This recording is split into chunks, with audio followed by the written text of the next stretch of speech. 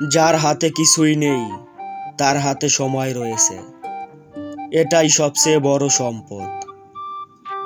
অতীত চলে গেছে, তাই এখন অতীত নিয়ে চিন্তা করে কোনো লাভ নেই এবং ভবিষ্যৎ নিয়ে ভেবেও কোনো লাভ নেই, কারণ তা তো এখনো আপনার কাছে আসেনি। চিন্তা করুন আপনার বর্তমান সময় নিয়ে, সেটাই আপনার ভবিষ্যতের জন্য ভালো হবে। আমরা যদি সময়ের যত্ন নেই, তবে সময় আমাদের যত্ন নেবে। পূর্বের নষ্ট করা সময়ের জন্য এখন যদি আফসোস করি, তাহলে এখনকার সময় নষ্ট হবে। সময়ের মূল্য দাও, প্রতিটি মুহূর্তকে উপভোগ করো। অলস হইও না, যে কাজগুলো আজকে করতে পারো তা কালকের জন্য কখনো ফেলে রেখো না।